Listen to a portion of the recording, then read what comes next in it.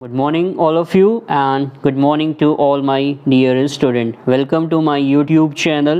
चलिए एप्टीट्यूड को हम और आप मिलकर सिंपल बनाएं। आज का मेरा टॉपिक ऑफ डिस्कशन जो है वो है अल्फ़ाबेट। लॉजिकल रीजनिंग का एक बहुत ही इम्पॉर्टेंट टॉपिक है। जैसा इस टॉपिक का नाम है अल्फ़ाबेट, ये अल्फ़ाबेट की पोजीशन पर बहुत ही ज़्यादा काम करेगा। तो आपको अल्फ़ाबेट की पोजीशनिंग पर बहुत अच्छी पकड़ होनी चाहिए बिना अल्फ़ाबेट लिखे हुए। तो उसके लिए मैं आपके सामने कुछ कीवर्ड इंट्रोड्यूस करूंगा जो मैंने अपने लास्ट लेक्चर में भी बताए थे, और 2 की पॉइंट बताऊंगा जिसके थ्रू मैं अल्फ़ाबेट के सारे क्वेश्चन बहुत आसानी से करता हूं।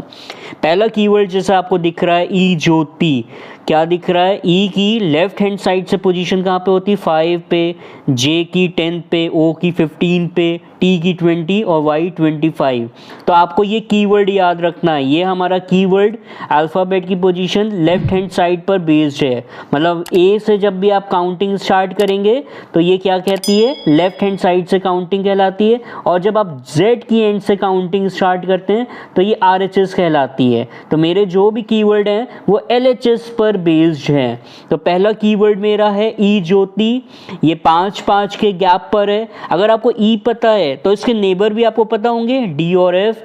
जे पता है तो आई और के भी आपको पता होगा। तो मतलब 5 लेटर अगर आपको पता है, इसके 10 नेबर, तो देखिए 15 लेटर्स मुझे तैयार हो गए। सिमिलरली एक और कीवर्ड है जो आपको याद रखना है। ये क्या है? सिफाइलोरिक्स। ये 3-3 के गैप पर है और ये भी एलएचएस पर ही डिपेंड करता है। एलएचएस को ही बेस मान के बनाया गया है। बट इसका फ़ायदा ये है, इसमें टोटल 8 लेटर्स हैं और इसके टोटल नेबर 16 होंगे। तो टोटल 24 अल्फ़ाबेट्स मुझे याद हो गए। बचा कौन सा? सिर्फ ए और जेड की पोजीशन इसमें नहीं याद करने को मिल रही है और मुझे नहीं लगता उसको याद करने की ज़रूरत है। तो अगर आपको ये कीवर्ड तैयार है तो आपको पूरे अल्फ़ाबेट की पोजीशन याद है। अब हो रहा होगा सर आपने तो एलएचएस से बताया है, आरएचएस से किसी ने पूछ लिया, तो उसके लिए आप बस ये रिलेशन याद रखिएगा कि अगर आपको किसी भी अल्फ़ाबेट की पोजीशन एलएचएस से पता है तो आप आरएचएस में कन्वर्ट कर सकते हैं। फॉर एग्जाम्पल अगर हम देखना चाहें, सी की पोजीशन लेफ्ट हैंड साइड से कहाँ पे होती है? 3rd पोजीशन पे होती है। आरएचएस से निकालनी है तो मुझे क्या करना है? 27 - 3 करूँगा, 24। तो सी जो है राइट हैंड साइड से 24th पोजीशन पर है। तो ये 3 छोटे छोटे पॉइंट्स आपको याद रखने और कुछ नोट पॉइंट आगे हैं, उनके बारे में चलिए बात करते हैं। अल्फ़ाबेट के 2 थंब रूल हैं जो अब मैं आपको बताने जा रहा हूँ, जिस पर अल्फ़ाबेट की पोजीशन वाली प्रॉब्लम्स बहुत ज़्यादा डिपेंड करती हैं। पहला थंब रूल है, in order to know the position of alphabet in same direction, that is left to left और राइट टू राइट। क्वेश्चन में अगर आपको कभी भी लेफ़्ट और लेफ़्ट दिखे या राइट और राइट दिखे तो आपको क्या करना है? We subtract the position of one from another. आपको एक ये नोट पॉइंट आप ध्यान रखिएगा। अभी मैं दिखाता हूँ मैं इसका कैसे इस्तेमाल करूँगा। नेक्स्ट नोट पॉइंट है आपका जो थंब रूल है वो है, in order to know the position of alphabet in opposite direction. पहले में क्या था? सेम डायरेक्शन था, हमें क्वेश्चन में लेफ़्ट दिखेगा और राइट दिखेगा। वैसे ही हमें क्वेश्चन में आइदर राइट और लेफ़्ट किसी भी सीक्वेंस में दिख सकता है। तो इस केस में हम क्या करेंगे? We add the position of one into another. ये 2 थंब रूल हैं जो अल्फ़ाबेट के क्वेश्चन सॉल्व करने में हमारी बहुत मदद करेंगे। तो चलिए हम उन क्वेश्चंस को देखते हैं। उन क्वेश्चंस के लिए आपको बस इतना जहन में रखना है, हम अभी एक स्टैंडर्ड केस डिस्कस करने जा रहे हैं जिसमें आपको अपनी इंग्लिश अल्फ़ाबेट को बस कंसिडर कर रखना है। मतलब ए से जेड तक की काउंटिंग अगर हम करेंगे तो इसको एलएचएस एंड से काउंटिंग कहेंगे। अगर हम जेड से ए की तरफ आएंगे तो हम इसको आरएचएस एंड से काउंटिंग कहेंगे। इसी स्टैंडर्ड फॉर्मेट पर हम कुछ क्वेश्चंस हैं जो डिस्कस करने जा रहे हैं। तो चलिए कुछ क्वेश्चंस देखते हैं। क्वेश्चन क्या दिया हुआ है मुझे? Which letter is 7 to the right of letter which is 13 from left.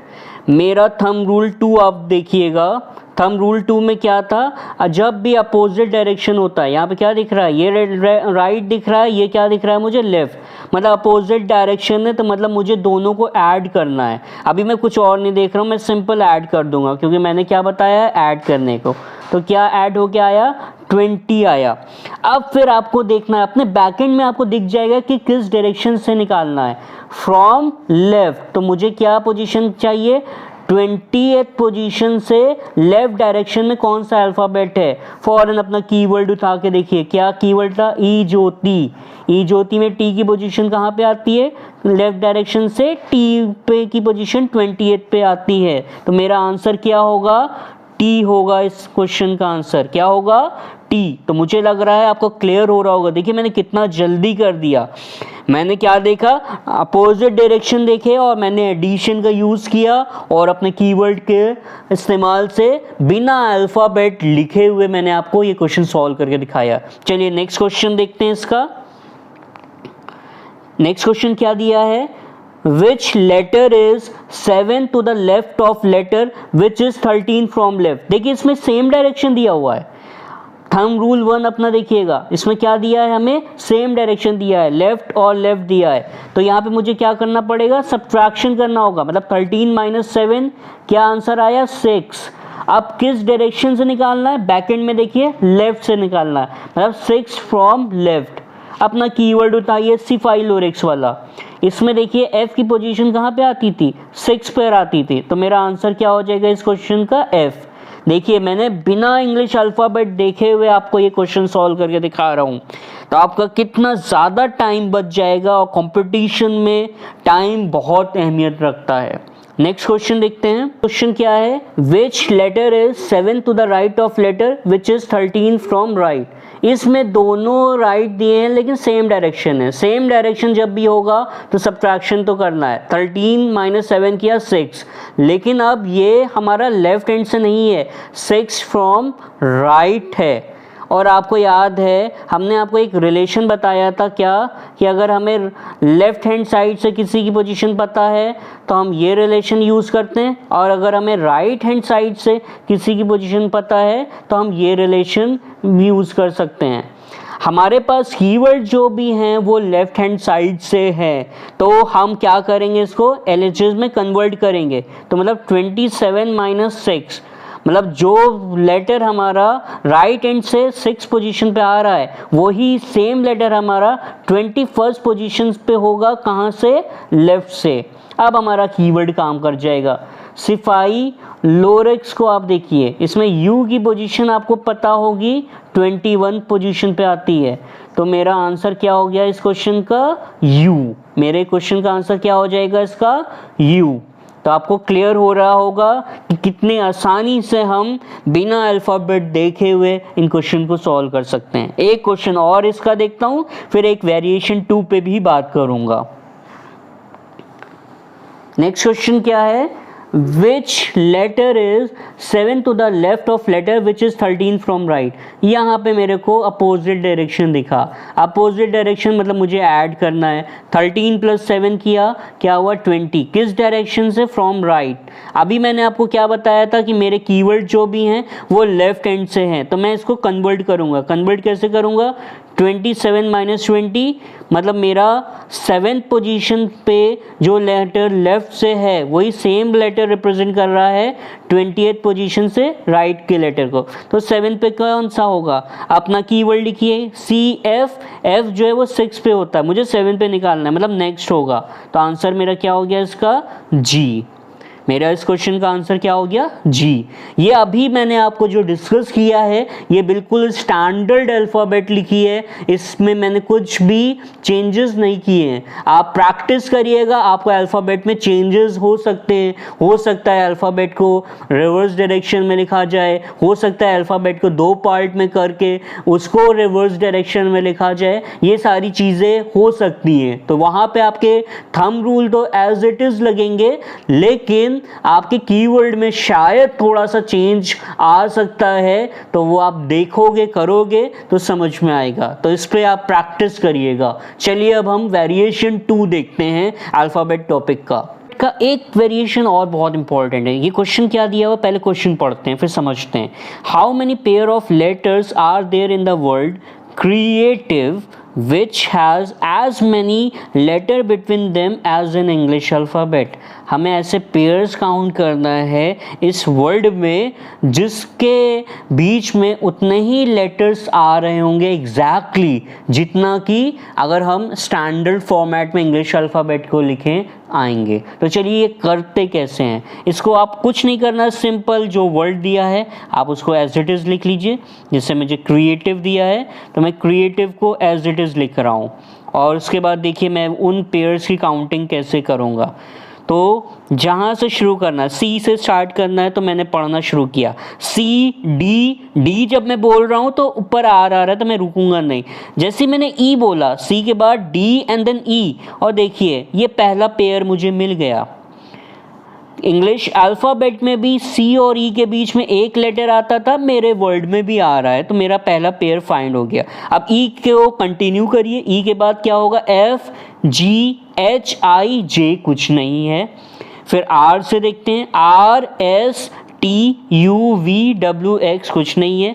फिर ए से, क्योंकि ई के बाद तो हम कंटिन्यू कर चुके थे, तब अब ए से पकड़ेंगे, A B C D E. देखिए ए और ई के बीच में इंग्लिश अल्फ़ाबेट में कितने 3 लेटर्स आ रहे हैं, यहाँ पे भी 3 आ रहे हैं, तो मुझे दूसरा ऐसा पेयर मिल गया। फिर ऐसे ही आप देखिए टी और वी के बीच में भी आपको सेम चीज़ दिखेगी। टी के बाद क्या आता है, यू एंड देन वी। तो इंग्लिश अल्फ़ाबेट में भी टी और वी के बीच में एक लेटर आता है, मेरे उसमें भी एक ही लेटर एग्जैक्टली आ रहा है। ये सेम प्रोसेस आप LHS से भी करोगे और यही सेम प्रोसेस आप RHS से भी करोगे। इसमें RHS से कुछ भी नहीं आएगा, आप करके देख लीजिएगा। LHS से आपको सिर्फ 3 मिलेगा। तो मेरा आंसर इस क्वेश्चन का क्या है, 3 पेयर है। ये भी क्वेश्चन बहुत आते हैं अल्फ़ाबेट पे, तो इसको ध्यान रखिएगा कि कैसे मैंने काउंटिंग करके दिखाई है। एक काउंटिंग मैं और कर दे रहा हूँ जिससे आपको ये बिल्कुल क्लियर हो जाए। चीज़ मैं एक्सप्लोजन पर रिपीट करने जा रहा हूँ। देखिए काउंटिंग कैसे करेंगे, E F G H I जे के एल एम नहीं है, एक्स वाई जेड नहीं है, पी क्यू आर एस। देखिए पहला पेयर मुझे मिल गया, पी क्यू आर एस। फिर आगे चलते हैं, एस के बाद टी यू वी कंटिन्यू नहीं हुआ, L M N O P Q नहीं है, O P Q R S नहीं है, एस टी नहीं है, आई जे नहीं, ओ एन नहीं है। देखिए एक बार मैंने इस डायरेक्शन से किया, अब देखिए नेक्स्ट में मैं क्या इस डायरेक्शन से भी करूँगा। एन के बाद नेक्स्ट ओ आता है, इस वर्ड में भी वही हो रहा है, इंग्लिश अल्फ़ाबेट में भी एन और ओ के बीच में कुछ नहीं आता है, तो ये मेरा दूसरा पेयर है। वैसे ही आप इसको फिर देखोगे, आई जे, आई के बाद जे आता है, फिर के आता है और फिर एल आता है। देखिए यहाँ पे भी आपको आई और एल के बीच में इंग्लिश अल्फ़ाबेट में भी 2 आते हैं और यहाँ पे भी 2 आ रहे हैं। देखिए मैं किस डायरेक्शन से कर रहा हूँ, इस डायरेक्शन से कर रहा हूँ। तो आपको ये क्वेश्चन दोनों डायरेक्शन से करने पड़ेंगे, तभी ये आंसर आप नंबर ऑफ पेयर का सही बता पाओगे। तो इसमें और आगे करिएगा आपको कुछ नहीं मिलेगा, तो आपको इसमें कितने मिल रहे हैं, 3 पेयर। तो इसका भी आंसर मेरा कितना है, 3। इसमें भी मुझे 3 पेयर मिल रहे हैं। तो जहाँ तक मुझे लगता है मैंने अल्फ़ाबेट आपको समझा दिया है। अभी कोई चीज़ अगर आपको क्लियर नहीं हुई है तो आप मुझे कमेंट बॉक्स में लिख के डाल दीजिएगा, और अगर मुझसे कनेक्ट कर सकते हैं तो कनेक्ट करके आप अपने डाउट्स को दूर कर लीजिएगा। तो चलिए नेक्स्ट वीडियो में हम आपके साथ बहुत जल्दी फिगर काउंटिंग डिस्कस करेंगे।